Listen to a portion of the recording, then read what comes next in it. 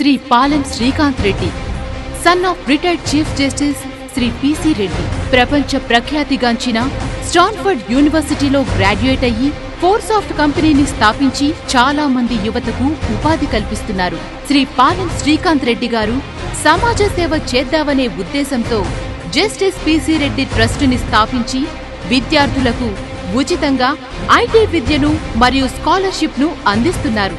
అంతటితో ఆగకుండా శ్రీకాంత్ రెడ్డి గారు తన సేవా పరిధిని పెంచాలనే ఉద్దేశంతో టీఎస్ఎన్బి టీడీపీ ప్రొఫెషనల్ సెల్ కి ప్రెసిడెంట్ అయ్యి రాష్ట్ర జనాభాలో అధికంగా ఉన్న యువతను సరైన మార్గంలో నడిపించడానికై, యువతకు దిశానిర్దేశం కల్పించడానికై యువపథం అనే కార్యక్రమాన్ని మీ ముందుకు తీసుకువస్తున్నారు.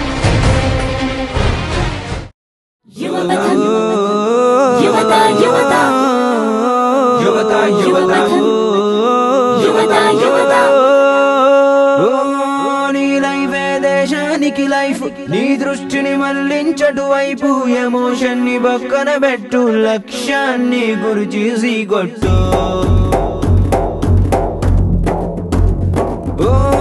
నీ లైఫే దేశానికి లైఫ్, నీ దృష్టిని మళ్లించటు వైపు, ఎమోషన్ ని పక్కన పెట్టు, లక్ష్యాన్ని గురి చేసి కొట్టు. మన రాష్ట్ర జనాభా 8 కోట్లు, మన దేశ జనాభా 120 కోట్లు. మన దేశానికంటే ఎక్కువ జనాభా ఉన్న దేశం ప్రపంచంలో ఒకటి చైనా. Very good. అదే విధంగా 18 నుంచి 30 ఏళ్ల వయసు యువత, నిజమైన యువత జనాభా తీసుకుంటే మన రాష్ట్రంలో గాని దేశంలో గాని 25% ఉన్నారు. ఆ లెక్కన మన దేశంలో 35 కోట్ల మంది యువత ఉన్నారు. కాబట్టి ప్రపంచవ్యాప్తంగా అన్ని దేశాల కంటే కూడా యువత ఎక్కువ సంఖ్యలో ఉండి యువశక్తి ప్రధానంగా ఉన్న దేశం భారతదేశం. మీరు ఆలోచించే పొజిషన్ లోకి వచ్చారు. మీ భవిష్యత్తు మీ చేతుల్లోకి తీసుకోవాలి, మీ కంట్రోల్లోకి తీసుకోవాలి. ఈ రోజు సమాజంలో గాని రాజకీయాల్లో గాని ఎక్కడ పోయినా కూడా బీసీల కోసం, ఎస్సీల కోసం, మహిళల కోసం, మైనారిటీల కోసం, అందరి కోసం ఏదో ఒక రకమైన యాక్టివిటీ జరుగుతూ ఉంది. నిరాహార దీక్షలు కూడా చేస్తున్నారు ప్రాంతాల కోసం. కానీ యువత కోసం పెద్దగా పట్టించుకునే వాళ్ళు ఎవరు లేరు. కాబట్టి మీరు పట్టించుకోవాలా. భవిష్యత్తు మీది, దేశం మీది, రాష్ట్రం మీది. మీరు పట్టించుకోకుంటే మీ భవిష్యత్తు గురించి ఎవడు పట్టించుకోడు. కాబట్టి మీరందరూ 2 విషయాలు ఆలోచించండి. ఇప్పుడే యువతకు నిరుద్యోగ భత్యం అని ఇవ్వడం మొదలు పెట్టారు. అంటే ఏంటి తెలుసా? అది యువతకు కూడా పెన్షన్లు ఇచ్చే రోజులు వచ్చేసాయి మన దేశంలో. ఇది మంచిది కాదు. ఒక్కసారి ఆలోచించండి. మీరందరూ డిగ్రీల్లో డిప్లొమాలు సంపాదిస్తున్నారు. రేపు బయట ప్రపంచంలోకి నిజ జీవితంలోకి వెళ్తారు. మీకందరికీ ఉద్యోగాలు కావాలి, ప్రొఫెషన్ కావాలి, కెరియర్ కావాలి, డబ్బులు కావాలి. అవన్నీ సాధించలేకపోతే ఈ డిగ్రీలు డిప్లొమాలు ఉండి యువతగా ఉండి నిరుద్యోగులుగా మిగిలితే మీరు రాష్ట్రం పైన, సమాజం పైన, దేశం పైన భారంగా మారుతారు. ఎప్పుడైనా కానీ యువతనే దేశానికి ఎవరైతే సంపదగా ఉండాలో వాళ్లే భారంగా మారితే అప్పుడు 2 రకాల రిస్క్స్ వస్తాయి. ఒకటి ఆర్థిక సంక్షోభం. యువతకు కూడా పెన్షన్ ఇవ్వాలంటే డబ్బులు ఎక్కడి నుంచి తీసుకొస్తామండి? యువత దేశ భారం మొయ్యాలి. యువత సమస్యలు, వాటికి పరిష్కారాలు, వీటి మీద చర్చలు జరగాలి. నేను ఇక్కడ మీకు సందేశం ఇవ్వడానికి, స్పీచ్ ఇవ్వడానికి రాలేదు. మీతో చర్చలు జరిపించడానికి, మీ సమస్యలు, వాటికి పరిష్కారాలు మాట్లాడాలి. మీతో మాట్లాడించడానికి వీటన్నిటికీ ఒక షార్ప్ ఫోకస్ తీసుకొస్తాం. మీడియాలో తీసుకొస్తాం, పార్టీస్లో తీసుకొస్తాం, ప్రభుత్వాల్లో తీసుకొస్తాం. ఎక్కడైనా కూడా ఇవన్నీ జరిగిన తర్వాత మీలో ఒక ఆలోచన రావాలి, మీలో కూడా చలనం, చైతన్యం రావాలి. మీరు దాన్ని ఏ విధంగా మీ కంట్రోల్లోకి తీసుకుంటారు అనే దాని అంశాల మీద చర్చలు జరిపించేదానికి మీ దగ్గరికి తీసుకొచ్చిన కార్యక్రమం యువపథం. మన రాష్ట్రం యొక్క అభివృద్ధి వెనుకపడడానికి యొక్క కారణము, అదేవిధంగా మన దేశంలో అవినీతి పెరగడానికి గల కారణాలు అండ్ నిరుద్యోగం ఎదుర్కొనడానికి గల కారణాలను, వాటిని ఎలా అధిగమించాలి అనే దాని గురించి నేను డిస్కస్ చేయాలనుకుంటున్నాను. ముందుగా మన రాష్ట్రం విషయానికి వస్తే, మన రాష్ట్రం ప్రస్తుతం ఉన్న పొజిషన్లో చాలా వెనుకబడి ఉంది. దానికి అనేక కారణాలు ఉన్నాయి. కానీ ముఖ్య కారణంగా మనం తీసుకుంటే ఇది కరప్షన్ నుంచి ఆవిర్భవించిందని చెప్పవచ్చు.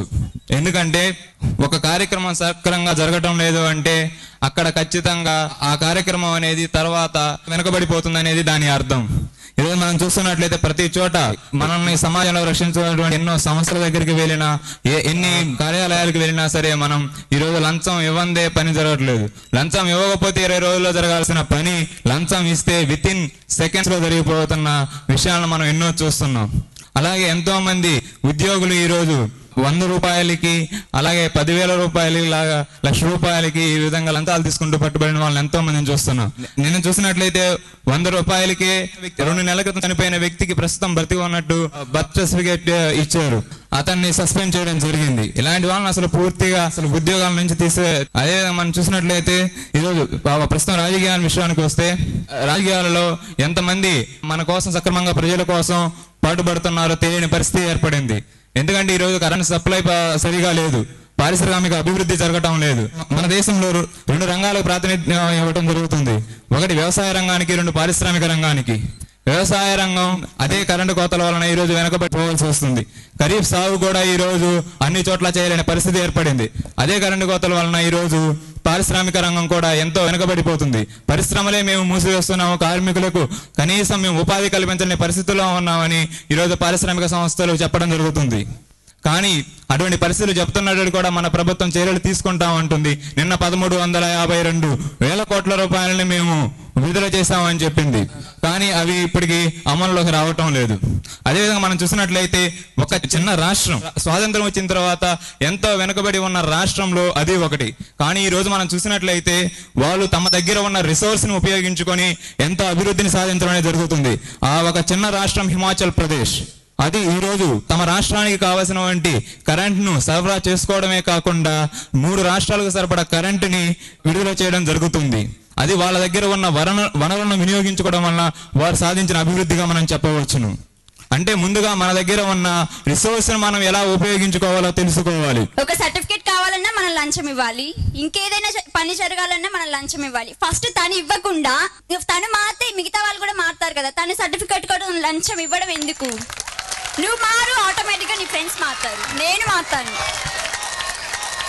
బిఫోర్ 1 year బ్యాక్ మనం చూసినట్లయితే మనకి ఎటువంటి క్యాస్ట్ అండ్ ఇన్కమ్ ఇటువంటి సర్టిఫికేట్లు కావాలన్నా సరే మనం ఎటువంటి కాల పరిమితి చెల్లించకుండానే మనం కేవలం 1 రోజు 2 రోజుల్లో తెచ్చుకోవాల్సిన అవకాశాన్ని మనం చూసాం. కానీ 1 సంవత్సరం నుంచి మనం చూస్తున్నట్లయితే ఈరోజు క్యాస్ట్ సర్టిఫికేట్ అయితేనే కానీ రెసిడెన్షియల్ అండ్ ఇన్కమ్ సర్టిఫికేట్స్ కావాలంటే ఖచ్చితంగా 100 రూపాయలు చెల్లించవలసిన పరిస్థితి ఏర్పడింది. లేదు, నీ క్యాస్ట్ సర్టిఫికేట్ కి ప్రైస్ ఎంత అది మాత్రం ఇవ్వు. నేను లంచం ఇవ్వమని నేను చెప్పటం లేదు, కానీ ఈ రోజు నేను దాని గురించి చెప్తున్నాను. 100 రూపాయలు ఇవ్వాలని మనం చెప్తున్నాం. అదే 100 రూపాయలు ఇంత ముందు మనం ఇవ్వటం లేదు. ఈ రోజు 1000 రూపాయలు ఉన్న ఒక సర్టిఫికేట్ కావాలంటే 10,000 రూపాయలు దాన్ని గవర్నమెంట్ చేసింది. ఈ విధంగా ఎందుకు చేశారని మీరు ప్రశ్నించగలిగారా అని నేను అడుగుతున్నాను. గవర్నమెంట్ నీకు చెప్పిందా వచ్చి నువ్వు ఇంత ఇచ్చి ఇంత లంచం ఇచ్చి నువ్వు సర్టిఫికేట్? నేను ఇంత లంచం ఇచ్చి ఇంత సర్టిఫికేట్లు తీసుకోమని నేను చెప్పలేదు. ఈ రోజు ఖచ్చితంగా 30 రూపాయలు చెల్లిస్తేనే క్యాష్ సర్టిఫికేట్ మేము ఇస్తామని ఈ రోజు నెట్ ద్వారా దాన్ని ప్రొవైడ్ చేయడం మన ఆంధ్రప్రదేశ్ ప్రభుత్వం ప్రొవైడ్ చేస్తుంది. నేను లంచం ఇవ్వాలని నేను చెప్పలేదు, కొన్నింటికి మాత్రం నువ్వే చెప్పావు కదా లంచం ఇస్తే జరుగుతుందని నేను చెప్తున్నాను. నేను ఇక్కడ గవర్నమెంట్ జాబ్ వస్తే లంచం తీసుకుంటామని అడుగుతున్నారు. కానీ నేను ఒక విద్యార్థి, నాకు తెలుసు, నేను చదువుకుంటున్నాను. నా పొజిషన్ ఏంటో, నా ఫ్యామిలీ కండిషన్స్ ఏంటో నాకు తెలుసు. దానికి సంబంధించినందుకు నేను చదువుకొని నా దగ్గర జాబ్ నేను చూసుకుంటాను. అంటే నా ఫ్యామిలీస్ కి ఫైనాన్షియల్ గా నేను బెనిఫిట్ అవ్వగల జాబ్ నేను చూసుకుంటాను. అలాంటి జాబ్ నాకు వచ్చినప్పుడు నేను తీసుకోవాల్సిన అవసరం లేదు. ఒకవేళ అలాంటి తక్కువ జాబ్ నాకు వచ్చినా సరే నా ఫైనాన్షియల్ గా సరిపడిన జాబ్ నేను తీసుకొని ఉన్న దాంట్లోనే సరిపడతాను. ఓకే, అనిల్ ఏమంటున్నాడు అంటే నేను లంచం ఇవ్వను, నేను లంచం తీసుకోను, నేను సమాజంలో అవినీతి పరులను ప్రోత్సహించను అని ముందే ఆయన స్పీచ్ లో చెప్పాడు. ఇంకా ఎవరైనా కమెంట్ చేయాలనుకుంటే, క్వశ్చన్ అడగాలనుకుంటే